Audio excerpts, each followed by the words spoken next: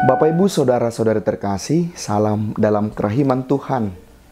Yakinlah bahwa Yesus sangat mencintai saya, Anda dan kita semua.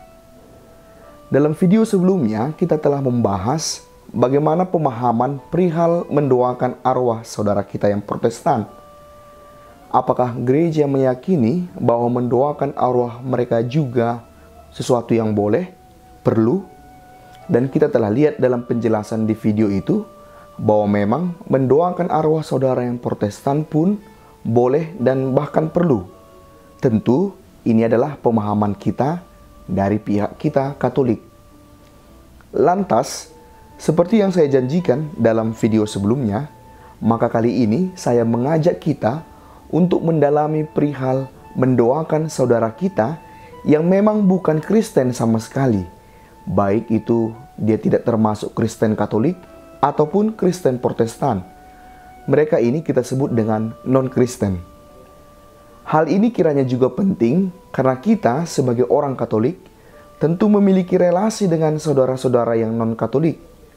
Bahkan mereka bisa jadi merupakan salah satu anggota keluarga kita, entah itu kakek, nenek, orang tua, saudara, dan lain sebagainya. Kita tidak menghakimi ajaran dari agama lain, tapi kita mau memahami perihal sikap kita dalam berelasi dengan mereka.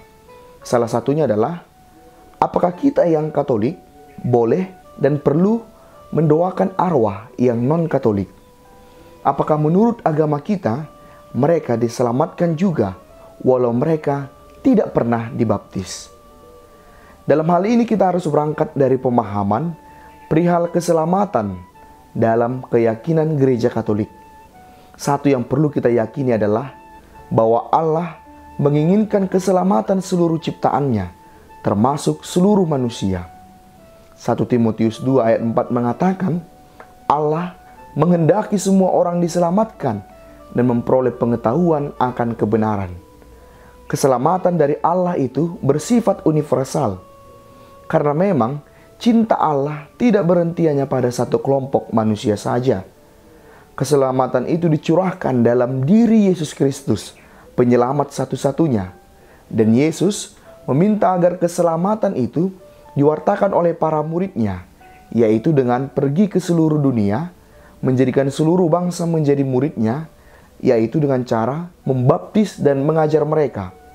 Silakan lihat dalam Matius 28 ayat 19 sampai 20. Pembaptisan itu ada di dalam gereja, dan karena itulah dimengerti bahwa gereja adalah sarana keselamatan dari Allah bagi manusia.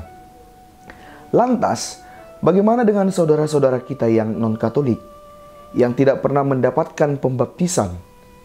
Gereja kita melalui Konsili Vatikan II dalam dokumen Lumen Gentium nomor 16 mengatakan bahwa sebab mereka yang tanpa bersalah tidak mengenal Injil Kristus serta gerejanya, tetapi dengan hati tulus mencari Allah dan berkat pengaruh rahmat berusaha melaksanakan kehendaknya yang mereka kenal melalui suara hati dengan perbuatan nyata, dapat memperoleh keselamatan kekal. Apa maksud dari pernyataan ini? Dan teks ini berbicara tentang apa? Teks yang kita kutip tadi berbicara perihal keselamatan yang juga dapat bisa diperoleh oleh saudara-saudara kita yang non-Kristen. Siapakah mereka? Ya, seperti yang kita katakan tadi, mereka yang sama sekali tidak mengalami pembaptisan, tidak mengenal Injil Kristus dan gerejanya. Pokoknya, mereka yang berada di luar Kristen, yang tidak menjadi Kristen dengan satu syarat tadi, yaitu tidak mengenal Injil dan gerejanya, bukan karena kesalahannya sendiri. Dari teks ini kita melihat bahwa cinta Allah memang tidak terkurung hanya bagi satu kelompok tertentu saja. Kerahiman Allah sungguh tak terbatas, dan Ia mengupayakan penyelamatan seluruh manusia, seluruh dunia dari agama apapun. Gereja meyakini hal ini, tentu dengan catatan harus mencermati apa yang dimaksudkan gereja. Maksud gereja adalah bahwa orang yang tak mengenal Injil Kristus serta gerejanya bukan karena kesalahannya sendiri. Apa maksudnya bukan karena kesalahannya sendiri? Mereka ini adalah yang memang tidak pernah mendengar Injil karena belum ada orang yang mewartakannya kepada mereka. Apakah itu masih ada di zaman sekarang? Tentu masih ada. Di dunia ini sampai saat ini masih ada wilayah-wilayah yang belum pernah mengenal Injil. Entah karena daerahnya cukup pedalaman atau juga karena di daerah itu tidak memungkinkan untuk pewartaan Injil secara langsung, di mana daerah itu dengan segala peraturannya mengisolasi masyarakatnya dari kemungkinan untuk mendengar Injil. Dengan demikian, itu bukan salah dari masyarakat yang tidak mengenal Injil itu. Dan banyak faktor lain yang bisa dikategorikan sebagai bukan karena kesalahannya sendiri. Misalnya saja, bahwa ia terlahir dalam keluarga non-Katolik yang cukup radikal. Tentu sangat kecil kemungkinan ia akan mendengar Injil, karena memang situasi keluarganya tidak memungkinkan untuk itu. Dan masih banyak faktor lain yang boleh dikategorikan sebagai bukan karena kesalahannya sendiri.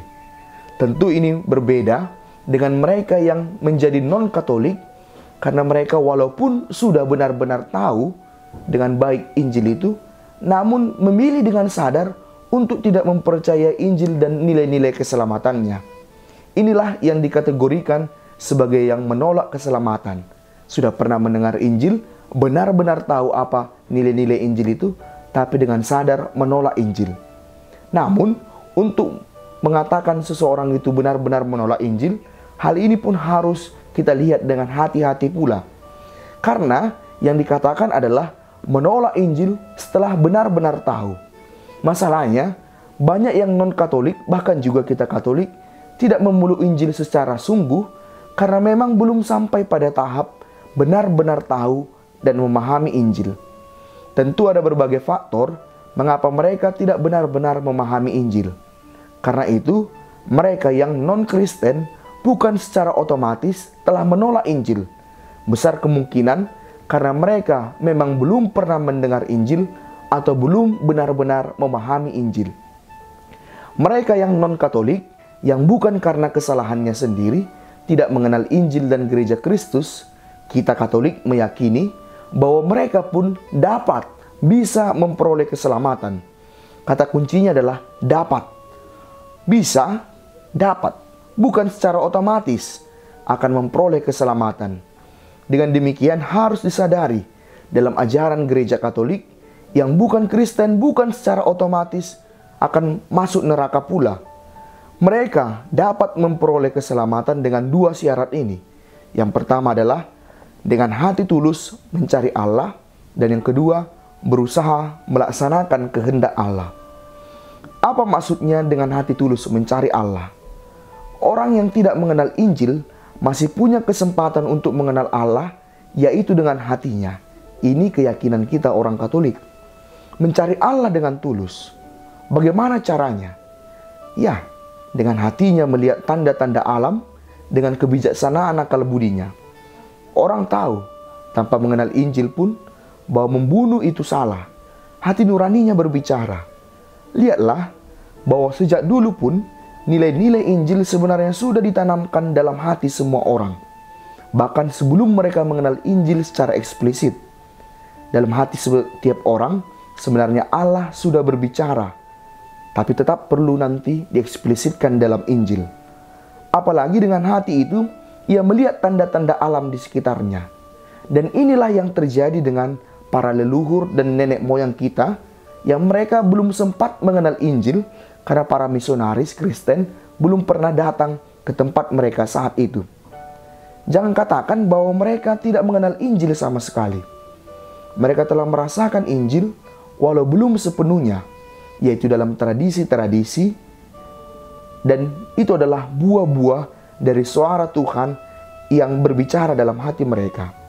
Dengan demikian, mereka yang belum pernah mendengar Injil secara langsung, toh juga pernah mengalami Injil walaupun belum secara penuh, belum secara eksplisit.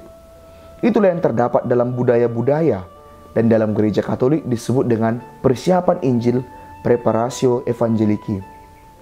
Mereka lah salah satunya yang bisa kita sebut sebagai bukan karena kesalahannya, tidak mengenal Injil dan gereja Kristus. Ya, mereka tidak mengenal Injil dan gerejanya karena mereka belum pernah didatangi misionaris pada saat itu.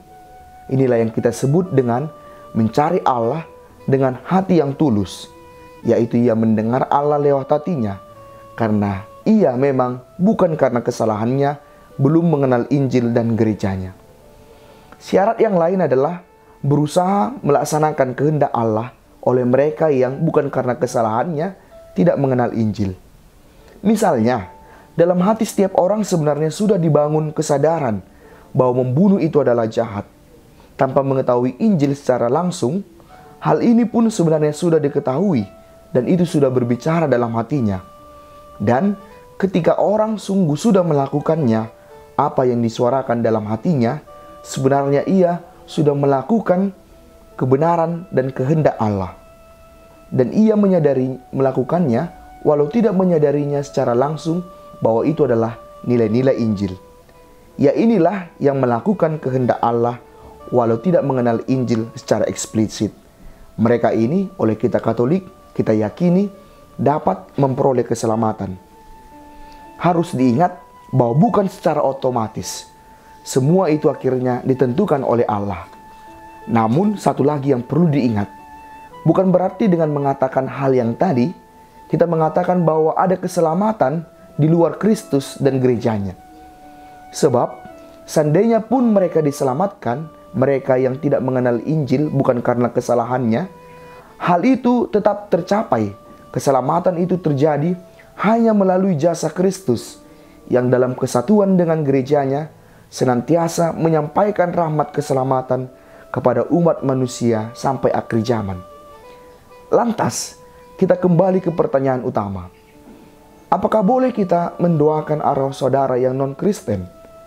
Dengan penjelasan di atas, kita melihat bahwa kita perlu dan boleh mendoakan arwah mereka yang non-Kristen, terutama jika itu adalah keluarga kita. Karena arwah mereka yang non-Kristen pun tidak secara otomatis masuk neraka, melainkan dapat juga memperoleh surga. Dan dalam keyakinan kita, salah satu cara memperoleh surga itu adalah dengan melewati proses purgatorium jika mereka belum benar-benar suci. Kalau tadi kita meyakini bahwa mereka yang non-Kristen sudah otomatis masuk neraka, maka kita tidak perlu mendoakan mereka. Tapi ini kita meyakini bahwa mereka dapat memperoleh surga. Kita yakin mereka pun memperoleh keselamatan, dapat memperoleh keselamatan. Dan salah satunya adalah lewat proses purgatorium.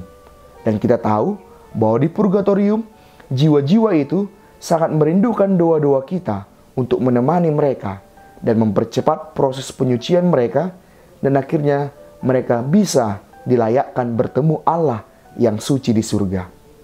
Karena itu saudara-saudara terkasih, sangatlah perlu mendoakan arwah saudara-saudara kita yang non-Kristen sekalipun. Dan kita ingat, keselamatan mereka dalam keyakinan kita hanyalah karena Yesus.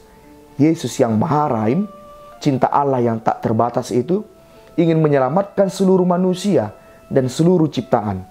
Karena itu, marilah terus mengandalkan kerahiman Yesus, kerahiman Allah dalam hidup kita dengan berseru, Yesus, Engkau andalanku. Pace e bene.